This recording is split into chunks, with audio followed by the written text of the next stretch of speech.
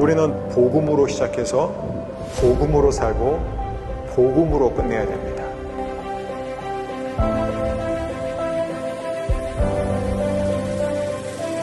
예수님의 복음만, 이 복음만이 우리의 삶의 모든 영역을 바꿀 수 있다는 거예요.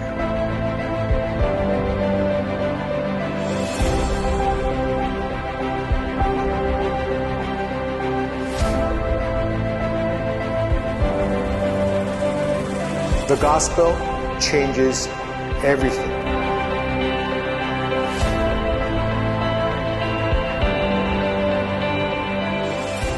오늘 함께 우리 먼저 말씀을 읽고 제가 기도하고 말씀을 나누도록 하겠습니다. 오늘 말씀은 지난주에 이어서 삭개오 이야기의 후반부입니다. 누가복음 19장 6절에서 10절입니다. 제가 9절까지 읽고 10절 마지막 절은 함께 읽겠습니다.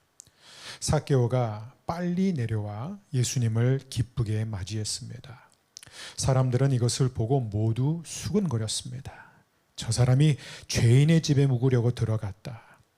삭개오가 서서 주님께 말씀드렸습니다. 주님, 제 재산의 절반을 가난한 사람들에게 주겠습니다. 그리고 제가 남의 것을 속여 얻은 것이 있으면 4배로 갚겠습니다. 예수님께서 삭개오에게 말씀하셨습니다. 오늘 이 집에 구원이 찾아왔다. 이 사람도 아브라함의 자손이다. 함께 읽습니다. 인자는 잃어버린 사람을 찾아 구원하러 왔다. 아멘. 기도하겠습니다. 사랑하는 주님, 우리에게 주신 모든 선물 가운데 가장 귀하디 귀한 선물, 그 복음을 우리가 또 함께 들여다봅니다. 하나님, 우리가 지금 어떤 문제, 어떤 아픔, 그리고 우리의 삶에 무엇이 필요하든지 간에 그 해답은 복음에 있습니다. 하나님 아버지, 오늘도 복음을 통해 우리에게 말씀해 주시고 복음이 우리의 삶을 다스리게 하여 주옵소서. 예수님의 이름으로 기도합니다. 아멘. 오늘이 이제 복음은 모든 것을 바꿉니다. 시리즈 10번의 설교 가운데 9번째입니다. 다음 주 이제 마지막 말씀을 전하게 됩니다. 오늘은 지난주에 이어서 우리가 삭개오라는 인물을 함께 살펴보고 있죠. 삭개오 이야기는 우리에게 복음이란 무엇인가 그 핵심과 본질을 잘 보여주고 있습니다. 종교는요, 조언이고 지침이기 때문에 우리의 행동을 규제하는 데는 상당히 효과가 있습니다. 그래서 종교를 통해서 우리는 상당히 많은 변화를 실제로 경험할 수 있습니다. 하지만 종교가 절대로 바꿀 수 없는 것이 바로 마음이에요. 우리의 내면은 바꿀 수가 없습니다. 그렇기 때문에 종교는 언제나 기계적인 변화를 가져올 수밖에 없는 거예요. 반면에 기독교는, 복음은 구원을 주시는 하나님의 능력이에요. 그렇기 때문에 복음은 우리의 행동을 바꾸는 것에 초점을 맞추는 것이 아니라 그보다 더 중요한 우리의 내면을 바꾸는 힘이 있습니다. 여러분, 예수님이 말씀하셨잖아요. 나는 포도나무여 너희는 가지다. 이 가지가 내게 붙어 있으면, 내 안에 있기만 하면은 저절로 열매를 많이 맺을 것이다. 이게 바로 유기적인 변화입니다. 이게 바로 지속적이고 자연스러운 성장이에요. 그게 복음만이 이룰 수 있는 거예요. 왜요? 내 내면이 바뀌었기 때문에 내 행동이 바뀌는 거예요. 내면은 그대로 있는데 계속해서 행동을 바꾸는 것, 그것은 기계적인 변화예요. 그것은 위선에 불과합니다. 하지만 복음은 우리의 내면을, 우리의 가장 깊은 것을 바꿔버립니다. 그래서 우리는 유기적인 변화가 가능하고, 그리고 너무나 자연스럽게, 종교는 계속해서 또 퍼붓고 계속 뭔가 쏟아부어야 돼. 뭔가를 계속해야 되지만 복음은 자연스럽게 우리를 성장하게 합니다. 물론 나무의 열매이기 때문에 더딜 수는 있어요. 그런데 우리는 또 더딘 걸 못 견디잖아요. 그러니까 당장 어떤 결과를 만들어내려고 하다 보니까 자꾸 우리는 종교를 추구합니다. 하지만 예수님이 우리에게 주신 것은 복음이고 그 복음은 반드시 저와 여러분의 삶에서 귀중한 열매로 자라나게 될 줄 믿습니다. 자, 이 원리를 잘 보여주는 게 바로 삭개오예요. 성경은 어떤 이야기냐? 성경은 한마디로 복음을 만난 사람들의 이야기입니다. 한 개인이 복음을 만남으로 인해서 어떻게 변화되고 그 복음이 그의 삶을 어떻게 바꿔나가고 형성해 나가는지를 보여주는 게 바로 성경이에요. 다양한 인물들이 등장하는데 그 가운데 우리는 한 돋보이는 인물인 삭개오를 들여다보고 있습니다. 왜 삭개오냐? 왜냐하면 삭개오는 어떤 의미에서 복음이 무엇인지를 우리에게 가장 잘 보여주고 있어요. 왜요? 구원의 가능성에 있어서 가장 낮았던 사람이에요. 삭개오에 대해서 우리가 지난주에 배웠지만 삭개오는 누구예요? 당시 유대인들이 가장 경멸했던 직업을 갖고 있었던 사람이에요. 세금 징수원이에요. 세리예요. 근데 그냥 세리도 아니고 세리장이었습니다. 두목이었어요. 우두머리였습니다. 우리가 지난주에 배웠지만 삭개오는 막대한 부를 축적했어요. 어떻게 해요? 동족을 상대로 불법적으로 세금을 징수하면서 등고를 빨아먹으면서 로마 정념군에게 아부를 하고 충성하면서 그렇게 엄청난 부를 축적했던 사람입니다. 돈을 위해선 돈을 사랑하고 이 돈을 벌고 이 돈을 쌓아 올리기 위해서 그는 수단과 방법을 가리지 않았던 사람이 바로 삭개오입니다. 근데 그 삭개오가 놀랍도록 변화가 된다는 것이에요. 근데 이 삭개오가 정말 우리에게 굉장히 좋은 구원을 보여주는 패러다임이 될 수 있는 이유는 그렇던 삭개오가 잘 나가던 삭개오가 어느 날 갑자기 확 망해버렸어요. 그래서 갑자기 절박한 상황이 된 거예요. 아니면은 삭개오 자신이 병에 걸렸어요.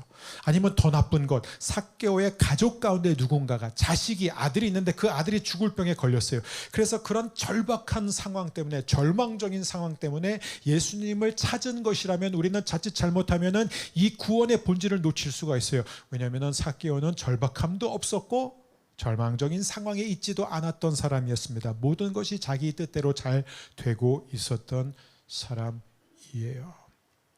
제가 1부랑 2부 때는 얘기를 안 했지만 3부는 약간의 여유가 있으니까 한 5분 정도 여유가 더 있으니까 삭개오의 이름의 뜻이 뭔 줄 아세요? 의롭다라는 거예요. 오 마이 갓. 부모님이 그 아이를 오늘 2부 예배 때도 우리 신생아 첫아들이 기도를 했는데 너무 좋았어요. 이 아기가 엄마 아빠의 축복을 받고 할머니 할아버지의 축복을 받으면서 성도님들의 축복을 받으면서 그렇게 오늘 첫 예배를 드렸어요. 이 삭개오의 부모님은요, 이 아이의 이름을 지을 때 의로움이 되라는 거예요. 하나님의 기쁨이 되라는 거예요. 정직한 사람이 되라는 거예요. 근데 삭개오는 과연 그 이름대로 살았을까요? 제가 잊지 못하는 게 어떤 분이 저한테 제가 미국에 있을 때예요. 근데 이 아이의 영어 이름을 지어달라는 거예요. 그래서 제가 뭐를 지을까 해서 성경에서 막 찾고 있는데 어느 날 그 전화가 왔어요. 아버지가 이름을 정했대요. 자기네들이 기도하는 가운데. 그래서 뭐냐 했더니 Genius. 글쎄요. 과연 이게 그냥 하나님이 그런 마음을 주셨대요. 이 아이를 천재로만 부르셨다고. 그래서 여러분 생각해, 이 아이가 자라면서부터 넌 천재야. Hey Genius. Genius Kim. 그것도 김씨였어요. Genius Kim. 이 아이가 과연 얼마나 억압을 받을까요? 예? 부담. 삭개오도 어쩌면 그랬을지 모르겠어요. 부모의 기대가 있었어요. 근데 여러분 종교로는 안 바뀝니다. 바꿀 수가 없죠. 근데 이 삭개오는 정말 우리가 배울 게 뭐냐면 단순한 호기심, 지적인 호기심 그거 하나 때문에 왜 사람들이 저렇게 예수라는 사람한테 관심을 가질까? 이 예수님이 어떤 분일까? 내가 직접 봐야 되겠다. 그게 중요한 거예요. 그래서 나섰어요. 근데 우리가 지난주에 본 것처럼 사람들 때문에 볼 수 없었다. 그래서 많은 사람들은 여기서 포기해요. 예수님을 볼 마음이 없지는 않아요. 있어요. 예수님에 대해서 궁금해요. 그 예수님이 누구신가, 하나님은 어떤 분인가 알고 싶은 마음이 있어요. 근데 저 교회 다니는 사람들 보니까 다 똑같아. 저런 사람들이 교회 다니는데 난 교회 안 가. 그래서 예수님 보는 걸 포기합니다. 어렵게 억지로 반강제적으로 교회까지 왔어요. 그러면 또 와가지고 이건 또 왜 저렇고 저 사람은 왜 저렇고 찬양은 왜 이렇고 문제를 또 삼기 시작하면 또 사람들 때문에 예수님을 못 보는 거예요. 근데 삭개오는요, 어쩌면 그 끈기 때문에 세리장이 됐을 수 있어요. 그가 가지고 있는 어떤 특징이 그로 하여금 죄를 지을 때는 큰 죄인이 되게 하지만 사도 바울처럼 그런데 그가 가지고 있는 그 특징이 복음 안에서 변화될 때는요, 영적으로 막강한 파워가 되는 줄 믿습니다. 그래서 삭개오가 됐어요. 포기하지 않았어요. 절박함도 없었고 극적인 미라클, 어떤 기적을 경험한 것도 아니지만 그는 안 되겠다. 내가 예수님을 보기로 한 이상 이 사람들이 결코 나의 장애물이 될 수 없다 해서 어떻게 해요? 체면에도 불구하고 다 버리고 앞서 달려가서 뽕나무 위로 올라갑니다. 오늘 이 자리에도 분명히 뽕나무 위에 숨어 계신 분들이 있어요. 자리에 나오긴 했지만 사람들이 나를 좀 안 봤으면 좋겠다. 그런 분들의 특징, 찬양 끝날 때 들어와요. 기가 막히게. 그리고 축도 때 나가세요. 그래야지 확실히 아무도 안 만나도 되니까. 여러분 혹시 그런 분이 이 자리에 있다면, 혹시 그래서 영상으로 예배 드리는 분이 계시다면, 여러분 주님은 다 보고 계세요. 당신을 보고 계십니다. 뽕나무 위에 숨어도, 가지 뒤에 심어도 우리 주님은 다 우리를 보고 계세요. 정확히 알고 계십니다. 그리고 오늘 주님이 여러분을 만나 주실 거예요. 이 삭개오에게 너무나 뜻밖의 일이었네요. 그는 나무에 숨어서 그냥 예수님이 지나가는 것을 보려고 했어요. 제가 보니까 한 4분 정도가 지금 관망하듯이 예배를 드리는 것 같은데, 제가 뭐 눈 마주친 분, 그분 얘기하는 건 아닙니다. 다 그래요. 관망하듯이 예배를 드리는 사람이 있는데 주님은 여러분을 지나치지 않으세요. 그날 사실 삭개오는 그냥 멀리서 보고 싶었던 거지 직접 뭐 예수님과 대화까지 할 생각은 없었던 것 같아요. 근데 예수님이 갑자기 서서 위를 쳐다보시죠. 삭개오야, 내려오너라. 나무에서 내려와라. 엄청 놀랐을 것 같아요. 내가 오늘 너희 집에 좀 가야 되겠다. 이게 무슨 얘기냐면 내가 오늘 네 삶으로 들어가야 되겠다, 그 얘기예요. 오늘 본문이 거기서 시작됩니다. 6절에 보니까 삭개오가 그 얘기를 듣고 기뻐서 즉시 내려와요. 재빠르게 내려옵니다. 이게 너 얼마나 좋은지 몰라요. 여러분, 예수님은 지금 우리를 부르고 계세요. 아세요? 예배 드릴 때마다 예수님은 우리 한 사람 한 사람을 향하여 이름으로 부르고 계세요. 예수님은 삭개오를 만나기 전에도 삭개오에 대한 모든 것을 다 알고 계셨어요. 그런데 그 삭개오를 사랑하셨습니다. 삭개오가 만일 그 순간에 준비가 안 돼서 내려오지 않았더라면 예수님을 다시는 만나지 못했을 거예요. 왜냐하면 지금 예수님이 마지막으로 예루살렘으로 들어가고 있는 길이었거든요. 이 누가복음에서는 마지막 사건이에요. 다시는 예수님은 여리고로 돌아오시지 못합니다. 근데 바로 그때 삭개오는 예수님의 초대 앞에 기쁨으로 즉시 내려갑니다. 저는 우리 허브의 모든 성도님들, 하나님이 말씀을 읽을 때, 예배를 드릴 때, 찬양을 할 때, 길을 걸어갈 때, 어떤 감동을 주실 때 여러분 기쁨으로 응답하게 되기를 축복합니다. 이게 너무 중요해요.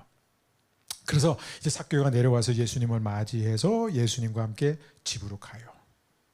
그래서 집에서 이제 식사를 하는데 뭐 식사 자리에 누가 있었는지 몇 명이 있었는지 우리는 모릅니다. 아마 세리들끼리 모였을 것 같아요.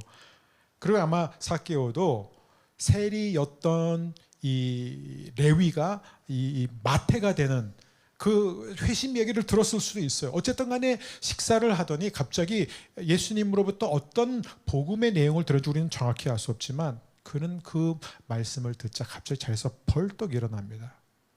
그리고 뭐라고 말하죠? 다윗의 자손이요.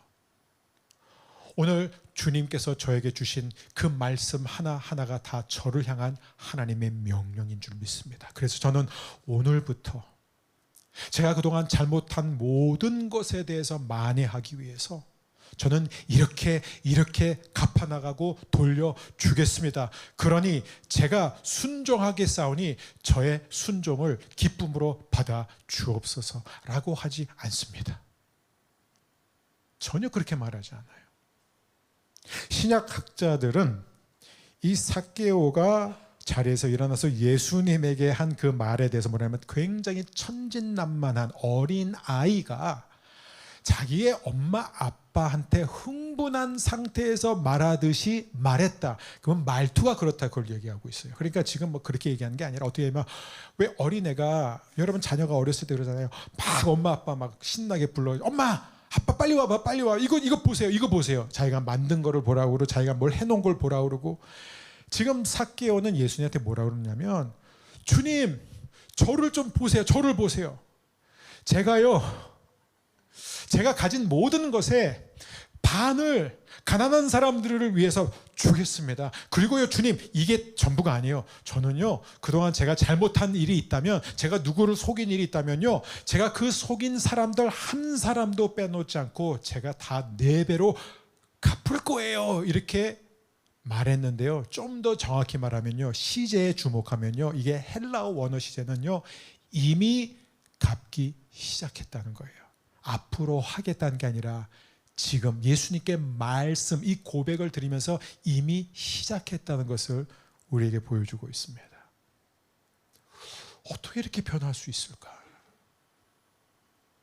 우리가 분명히 알 수 있는 건 이거예요. 예수님은 삭개오에게 어떻게 해야 된다라고 명령하신 적이 단 한 번도 없다는 거예요. 성경 어디에도 없습니다. 그러면 무엇이 삭개오로 하여금 그 돈을 위해서라면요 물불을 가리지 않던 이 사람으로 하여금 이제는 돈을 사랑하는 마음이 아니라 그 돈을 베푸는 데서 기쁨을 누리는 사람으로 순식간에 바뀌게 했을까요? 이것은 다름 아닌 바로 복음의 능력이라는 것입니다. 왜요? 복음은 명령이 아니에요. 오늘 말씀의 제목이 뭔지 아세요? 명령 없이 변화되다. 여러분 이게 복음이에요. 삭개오는 예수님으로부터 어떠한 명령도 받지 않고 지시를 받지 않았습니다. 삭개오는 그날 복음을 받았어요. 그래서 변화가 된 것입니다. 예수님이 삭개오의 고백을 들으신 후에 뭐라고 그러셨죠? 9절 오늘 이 집에 구원이 찾아왔다. 근데 이게 영어 성경이나 이 한글 성경으로 읽으면 조금 이제 그 의미가 왜곡이 될 수 있어요. 근데 정확히 예수님이 여기서 하신 말씀은 뭐냐면 삭개오가 이 고백을 하자 삭개오야 네가 그렇게 하기로 했으니까 이제 너는 구원 받을 것이다 라고 얘기하신 게 아니에요. 그 시제가 뭐냐면 이거예요. 오늘 삭개오에게 구원이 찾아왔기 때문에 삭개오가 지금 이렇게 하고 있는 것이다. 여러분 이게 복음입니다. 삭개오는 구원을 받기 위해서 자신의 재산의 50%를 가난한 자들에게 바치고 자신이 속이고 얻은 모든 것에 대해서 400% 4배를 바치겠다고 말하는 게 아니라 구원을 받았기 때문에 복음이 그의 마음을 움직였기 때문에 그래서 그가 그렇게 하고 있는 거예요. 이게 율법이 아니라 복음 때문인 걸 우리가 어떻게 할 수 있는 줄 아세요? 숫자를 보세요. 성경이 그렇게 바쁜 책이 뭐하러 굳이 그렇게 숫자를 하나하나 다 얘기해줘요. 왜냐면요 구약의 이 율법의 규정들을 보면 배상법이 있어요. 배상법. 이 배상법하고 자선을 기부할 때 기준이 구약에 다 나와 있습니다. 만일 삭개오가 구약의 규정대로 하고 있었다면 숫자 얘기할 필요 없어요. 그냥 구약의 규정대로 하기로 했다 하면 끝나는 거예요. 근데 이 구약의 규정은 무엇이냐? 이렇게 잘 알지만 10분의 1이에요. 오늘은 뭐 제가 재물에 대해서 얘기하는 시간이 아니기 때문에 그런데 여러분 사실 구약 시대 이스라엘 백성들은 평균적으로 1년 기준으로 자신의 수입의 30% 이상을 하나님께 바쳤어요. 왜냐하면 10분의 1을 드리는 것이 3가지가 있었어요. 근데 이제 어쨌든 우리는 10분의 1을 생각해요. 그런데 누군가에게 가난한 자에게 베풀 때 자선으로 이제 기부를 할 때 10분의 1을 생각하는데 그런데 삭개오는 지금 얼마를 얘기해요? 50%. 반입니다. 10분의 5를 얘기합니다. 그 다음에 이제 누군가를 속였어요. 그래서 잘못을 뉘우치고 배상을 할 때는 구약에 나와 있습니다. 20%의 이자를 얹혀서 줘라. 그러니까 원금 뭐예요? 120%를 돌려주는 거예요. 그리고 많은 시간이 흘렀기 때문에 상대방이 손실이 더 커진 경우에는 최대 50%의 이자를 요구했습니다. 그러니까 150%를. 그게 최대치예요. 근데 지금 삭개오는 120%도 아니고 150%도 아니고 400%. Are you crazy? 이 사람 지금 미친 거 아니에요? 왜 갑자기 이런 헷갈렸을까요? 구약 어디에도 없는 이 규정을 갑자기 왜 구약의 규정도 버거운데 그것을 초과하는, 아니 압도적으로 초과하는 액수를 말할 수 있을까요? 이유는 하나예요. 해야 돼서가 아니라 하고 싶어서예요. 하고 싶어서. 율법은 언제나 우리에게 의무감, 책임감을 줘요. 해야 된다. 이 정도는 해야 된다. 그런데 복음은 해야 해서 하는 게 아니라 그 복음으로 인해 감동받은 사람, 변화된 사람이 지금 너무 하고 싶어서 그게 좋아서 하는 거예요. 지금 삭개오는요, 여러분, 기쁨에 취해 있습니다. 완전히 지금 기쁨에 취해 있는 거예요. 그게 바로 복음이에요. 사람들은 그렇게 말해요. 10분의 1. 요즘 보면 이렇게 요즘 그런 내용들이 많이 떠올라요. 그러니까 신학자들 가운데 또는 목회자들 가운데 여러분 11조를 강조하는 교회는 이거 잘못된 거예요. 11조는 구약 시대 때의 그 율법이에요. 율법. 그거는 구약 시대의 유물입니다. 신약 시대에 살고 있는 우리에게는 더 이상 11조가 요구되고 있지 않습니다. 그래서 11조 외치는 그런 교회는 대부분 뭐 사입이고 이상하다 막 이런 식으로 얘기해요. 율법적이다 이렇게 식으로 얘기해요. 근데 어떤 의미에서는 그 말이 맞아요. 여러분 예수님을 보세요. 예수님은 과연 11조에 대해서 뭐라고 그러실까요? 여러분 11조에 대한 예수님의 태도는 뭔가요? 누가복음만 보면 예수님이 11조를 2번 언급하세요. 근데 그 11조를 언급하실 때 2번 다 용인하시는 듯이 얘기하세요. 잠깐 지나가듯이. 그게 무슨 얘기냐면 예수님은 11조를 중요하게 생각하지도 않았고 11조를 강조하지도 않았습니다. 왜 그랬을까요? 이유가 있어요. 우리가 사복음서의 모든 예수님의 가르침을 엑기스만 담아서 이것을 이제 모아놓은 게 바로 산상수훈이라고 그래요. Sermon on the Mount. 그렇죠? 산상보훈이라고 그럽니다. 그게 바로 마태복음 5장, 6장, 7장이에요. 그런데 이 마태복음 산상수훈을 보게 되면 예수님이 굉장히 자주 사용하신 게 뭐냐면은 구약에는 이랬지만 나는 너희에게 말한다. 이게 반복됩니다. 옛사람에게 말한 바 너희는 이렇게 하라고 들었지만 나는 너에게 말하노니 너희는 이렇게 해야 된다. 예를 들어서 뭐가 있어요? 옛사람에게 말한 바 구약시대에는 살인하지 말라고 했다. 그러니까 내가 누구를 죽이지 않으면 나는 살인을 안 한 거야. 그러나 나는 너에게 말하지만 누구든지 형제를 미워하면 그 사람은 이미 살인을 저지른 것이다. 무슨 일이 일어난 거예요? 기준이 확 올라간 거예요. 옛사람에게 말한 바 너희는 간음하지 말라고 했다. 그러나 나는 너에게 말하노니 누구든지 여자를 보고 여인을 보고 음욕을 품으면 그는 이미 간음한 것이다. 와, 수준을 확 끌어올린 거예요. 계속 예수님이 그 패턴을 반복하세요. 무슨 얘기인 줄 아세요? 신약 시대에 사는 그리스도인들은 구약의 기준대로 구약의 어떤 요구대로 살도록 부름받은 사람들이 아니라 그것 이상으로 살도록 부름받은 사람이라는 거예요. 왜요? Before Christ, After Christ. 그게 모든 것을 바꾸는 거예요. 십자가의 이 편에 있느냐 아니면 십자가 저 편에 있느냐가 모든 것을 바꾼다는 거예요. 다시 말해서 우리는 그만큼 하나님으로부터 더 많은 사랑을 받고 더 많은 축복을 받았기 때문에 많이 받은 자에게는 많은 것을 요구하시는 하나님. 5달란트를 맡은 사람에게는 5달란트를 주님이 기대하셨다는 것입니다. 여기서 핵심이 무엇이냐? 여러분, 삭개오는 10분의 1을 드린 게 아닙니다.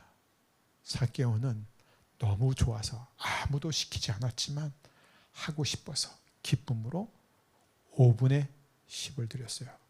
그러므로 결론적으로 내가 하나님께 10분의 1을 드렸다. 그러므로 나는 할 거를 다 했다. 우리는 사실상 최저치를 드리는 거예요. 그것만 아셨으면 좋겠어요. 네. 저는 제가 바라는 게는 우리 성모님들이 다 하나님 앞에 최저치는 드렸으면 좋겠어요. 근데 또 11조를 바치라는구나. 그것도 아니에요. 왜냐하면 여러분이 보세요. 억지로 하는 것, 의무감으로 하는 것 하나님 안 받으세요. 하나님은 여러분의 마음에서 우러나올 때 하는 것, 그것을 받으시는 줄 믿습니다. 여러분 여기 보십시오. 저를 한 번만 따라해 주십시오. 율법은 바리새인을 낳고 복음은 그리스도인을 낳는다.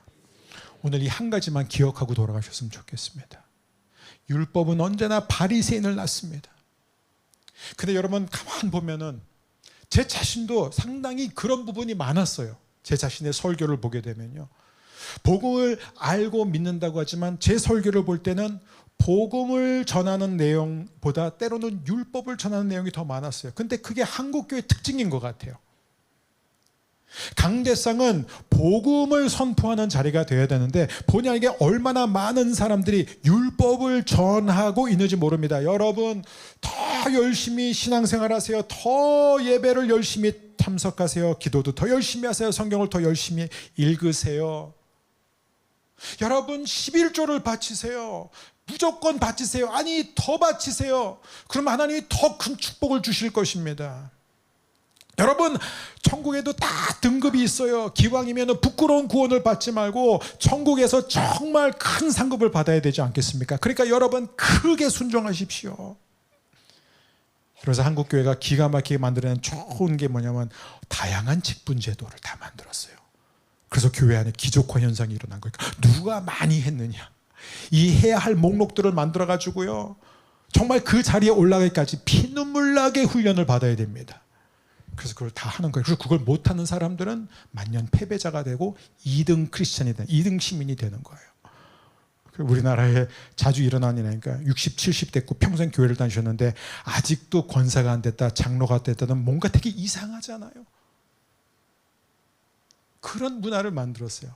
여러분 이런 율법적인 해야 할 일들을 담은 메시지와 설교는요 사실 굉장히 효과가 있습니다. 사람들을 모이게 하는 힘도 있고요, 일을 하게 하는 힘도 있고요, 헌금을 거둬들이는 힘들도 있어요. 근데 여러분 이 모든 것들이 아니라는 것이 아니라 순서가 중요하다는 것입니다. 만약 우리 허브교회 모든 성도들이 다 헌금을 안 한다면 이 교회 내일 문 닫아야 돼요. 당연히 필요합니다. 그런데 여러분 우리가 하나님 앞에 뭔가를 할 때 정말 그것이 하나님을 기쁘시게 하는, 하나님 앞에 가치 있는 것이냐, 그게 더 중요하다는 거예요. 왜냐하면 하나님은 마음을 보시는 분이에요. 여러분 바리새인들 보세요. 바리새인들. 우리는 지금 바리새인들 하면 경멸조로 이렇게 바리새인, 위선자 이렇게 말하지만 제가 늘 강조하지만 예수님 시대의 바리새인들은요 최고였습니다. 가장 존경받는 사람들이었어요. 모든 유대 부모들의 꿈이 뭐냐면 법조인이 되고 의사가 되고 뭐 그런 게 아니라 바리새인이 되는 게 최고의 꿈이었어요. 가장 높은 자리였어요. 사회적인 지위도 가장 높았습니다. 가장 경건했어요. 심지어 수입이 짭짤했어요. 부자로 살 수 있어요. 예수님 시대 바리새인들은 엄청난 부자였습니다. 그러니까 이 바리새인들은요, 이 예수님이 이 바리새인들에 대해서 복음서에서 계속 얘기하시잖아요. 계속 얘기하시죠. 이 바리새인들의 삶을 어떻게 살았냐면, 그리고 1세기, 2세기 때의 그 문서들을 보면 바리새인들은요 정말 하루에 몇 번씩 기도를 했고요, 일주일에 2번 금식을 무조건 했고요, 이틀은 금식했어요. 이거 대단한 거거든요. 11조도 자신의 수입의 11조만 드린 게 아니라 정원에 있는 열매의 10분의 1도 하나님께 드렸습니다. 철저하게 안식일 다 지켰어요. 그리고 뭐 기도 모임에도 가장 열심히 나갔어요. 그래서 대낮에 길거리에서 열심히 기도도 했고요, 큰 소리로 기도했고요, 그리고 구제도 앞장섰어요. 기부 생활 굉장히 잘했습니다. 헌금 생활도 되게 잘했어요. 제가 너무 많이 얘기하면 다음 주 내용까지 다 나올 것 같아서 여기까지 하겠습니다. 어쨌든 바리새인이 많은 걸 했습니다. 이 바리새인들은 어느 정도 열심히 있었는지 아세요? 와, 예수님이 이 마태복음 23장 15절을 보면은 이 심지어 어떤 바리새인들은요 전 세계를 누비고 다닌다 그래요. 왜요? 한 사람의 개종자를 찾기 위해서. 한번 볼까요? 율법학자와 바리새파 위선자들이여, 너희에게 화가 있다. 너희는 개종자 하나를 만들려고 바다와 육지를 두루 다닌다. 그러다가 한 사람을 찾으면 너희보다 더한 지옥의 아들로 만든다. 예수님이 이들의 삶을 모르는 게 아니에요. 이들은 정말 열정에 있어서는 누구도 따라갈 수 없을 정도로 행동으로만 보자면 퍼펙트해요. 완벽했어요. 그러니까 가는 곳마다 인정받았습니다. 근데 왜요? 예수님은 이들의 속을 들여다봤어요. 이 회칠한 무덤들이여, 이렇게 왜 말씀하냐? 겉으로는 너무나 완벽하지만 속은 자기 의와 교만으로 꽉 차 있었기 때문이에요. 그래서 이들이 예수가 싫었던 거예요. 예수님이 싫었던 거예요. 이들은 복음을 싫어했습니다. 사랑하는 여러분, 오늘 하나님이 바라시는 것은, 하나님이 찾는 사람은 바리새인이 아니에요. 저는 우리 허브교회에 바리새인이 없기를, 그리고 없는 것을 감사하고 앞으로도 없기를 바랍니다. 이거를 현대어로 바꾸면 꼰대가 없기를 바랍니다. 영적 꼰대가 없어야 돼요. 우리 교회. 자기 의를 내세우고 자랑하고 다른 사람을 업신여기고 비교하고 평가하는 그런 사람. 여러분, 삭개오로 돌아오면 삭개오는 명령으로 변화된 것이 아니라 복음으로 변화되었습니다. 저와 여러분도 똑같아요. 율법은 절대로 우리를 바꿀 수 없습니다. 더 이상 율법의 요구에 초점을 맞추는 것이 아니라 내가 어떻게 하면 이 복음에 깊이 빠져들 수 있을까? 삭개와 같이 불가능에 가까운 그 사람, 이 사람만큼은 바뀔 수 없어. 이 사람은 너무 멀리 갔어. 이 사람은 쓰레기야. 이 사람은 말종이야라는 그 사람을 예수님이 직접 찾아가셔서 그 집에 가셔서 그 인생으로 걸어 들어가셔서 그를 바꿉니다. 저는 기도하면서 우리 허브교회 교역자들하고도 제가 늘 나눠요. 허브교회 강대상은 우리가 하나님을 위해서 무엇을 해야 하느냐를 외치는 강단이 아니라 하나님이 우리를 위해서 무엇을 하셨느냐, 반드시 그것이 선포가 되어야 된다. 여러분, 오해하지 마십시오. 그러면 성경에 있는 수많은 명령들은 뭐야? 그럼 명령들은 중요하지 않습니까? 그리스도인들은 명령을 듣고 그 명령을 따라야 하지 않습니까? 물론 중요합니다.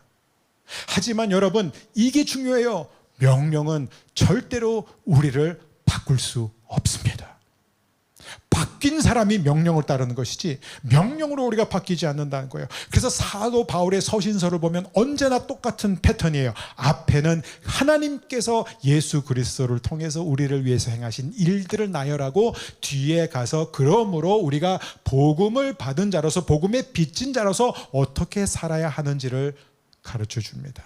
저는 우리 허브교회 모든 성도님들이 복음의 빚진 자들로 사시기를 주의 이름으로 축복합니다. 그래서 우리는 언제나 초점이 어디예요? 내가 하나님을 위해서 무엇을 할 것인가가 아니라 하나님이 그리스도 예수를 통해서 나를 위해서 무엇을 하셨는가, 언제나 거기가 출발점이 되고 그것이 종착지가 되기를 주의 이름으로 축복합니다. 자, 이 이야기의 이제 핵심이 뭐냐? 마지막 결론이에요. 결국 이 이야기의 복음의 핵심이 뭐냐면 예수님이 삭개오를 어떻게 대주셨냐 있어요. 하나님이 죄인을 어떻게 대하시는가, 그게 복음입니다. 삭개오는 누구예요? 모든 사람들이 멸시하는 사람이에요. 그래서 그는 모든 사람의 시선을 피해서 뽕나무에 숨어서 예수님을 볼 수밖에 없었습니다. 그런데 예수님이 삭개오 앞으로 가셔서 삭개오에게 말씀하세요. 삭개오야, 나무에서 내려와라. 내가 오늘 너의 집에 간다. 내가 오늘 너의 인생으로 들어갈 것이다. 왜 인생에 들어가요? 지난주에 우리가 배웠지만은 누구의 집에 가서 그와 함께 식사를 한다는 것은 그냥 엔터테인먼트 교제가 아니라 그 사람과 삶을 공유하는 친밀함을 의미하고 있습니다. 그 장면을 본 유대인들, 군중은 전부 다 수군거리기 시작해요. 어떻게 저분이 저런 죄인과 함께 식사를 하죠. 어떻게 저런 죄인이 집에 갈 수 있느냐라고 그들은 예수님을 향해 등을 돌립니다. 여러분 보이세요? 예수님은 지금 자신의 명성을 희생시켜 가면서까지 삭개오라는 그 한 개인, 모두가 멸시하고 모두가 죄인이라고 낙인 찍힌 그 사람에게 다가가서 삭개오야 내려와라, 내가 오늘 너의 인생으로 들어갈 것이다 라고 말씀하심으로써 자신의 명성을 희생시켰습니다. 거기에 있는 그 무리들이 더 이상 예수님을 따르지 않습니다. 이게 바로 삭개오의 마음에 감동을 준 거예요. 나를 위해서, 나 한 사람을 위해서 예수님이 이런 희생을 치르시다니. 근데 우리는 어때요? 여러분, 예수님은 그날 삭개오를 위해서 자신의 명성만 희생시키면 됐었어요. 근데 저와 여러분을 위해서는 그보다 훨씬 더 강력하고 거대한 반대와 조롱과 멸시를 감당하셨어야 됩니다. 예수님은 단지 군중의 등돌림과 조롱과 멸시, 자신의 명성을 희생시키는 것으로 끝난 것이 아니라 자신의 생명을 바쳤습니다. 자신의 모든 것을. 영원전부터 하나님과 하나 되었던 그 예수님이, 죄를 알지도 못했던 예수님이 우리를 위해서 모든 죄를 담당하시고 아버지의 아들됨을 상실하게 된 것, 그게 바로 십자가예요. 여러분, 삭개오가 나무에서 아무 자격 없이 내려와서 구원을 받을 수 있었던 이유는 예수님이 나무에 올라가셨기 때문입니다. 예수님은 저와 여러분을 위해서 나무에 올라가셔서 우리의 모든 죄를 담당하시고 우리가 받아야 할 모든 수치와 모든 처벌과 모든 심판을 지고 죽으셨습니다. 여러분, 삭개오가 자신을 위해서 명성을 희생한 예수님 앞에 그렇게 감동받고 그의 삶이 변화될 힘이 있었다면 우리는 얼마나 더 큰 감동을 받고 우리는 얼마나 더 변화될 동기가 주어졌습니까? 여러분, 우리에게 있어서 중요한 것은 하나입니다. 하나님이 우리를 위해서, 나를 위해서 행하신 그 놀라운 일, 오직 그 복음의 이야기에 여러분이 날마다 빠져들게 되기를 주 이름으로 축복합니다. 여러분, 복음만이 우리의 삶을 바꿀 수 있습니다. 복음만이 우리의 삶의 모든 문제를 해결할 수 있습니다. 우리 함께 자리에서 일어나셔서 주여, 우리가 이 시간에 이렇게 기도했으면 좋겠어요. 하나님 아버지, 종교인으로 살지 않게 하여 주옵소서. 더 이상 해야 해서 하는 사람 되지 않고 너무 하고 싶어서 하는 사람이 되고 싶습니다. 여러분 가운데 혹시 삭개오와 같은, 나는 좀 삭개오와 같아, 나는 지금 지적인 호기심은 있어, 나는 지금 예수님에 대해서 알아가고 싶은 마음으로 이 자리에 나온 분이 계시다면 여러분, 그 마음을 그대로 갖게 해달라고 기도하십시오. 여러분이 예수님을 만나고자 하는 마음만 있으면 주님은 반드시 여러분을 만나 주실 것입니다. 여러분, 우리의 뽕나무가 무엇이든지 간에, 우리가 예수님을 보는 것을 가로막는 것이 무엇이든지 간에 오늘 그 나무에서 내려오게 되기를 바랍니다. 오늘 예수님 말씀하셨어요. 종교는 삭개오야, 너 변해, 너 바뀌어, 그러면 내가 너 받아줄게. 그게 종교예요. 그런데 복음은, 기독교는 이겁니다. 삭개오야, 네가 나를 찾은 것이 아니라 내가 오늘 너를 찾았다. 복음이 오늘 너를 찾아왔다. 하나님, 오늘도 이 기쁜 소식, 이 복음의 능력이 저에게 새롭게 임하게 하여 주옵소서. 우리 이 시간에 찬양하기 전에 우리 함께 이 기도로 주님 앞에 함께 나가겠습니다.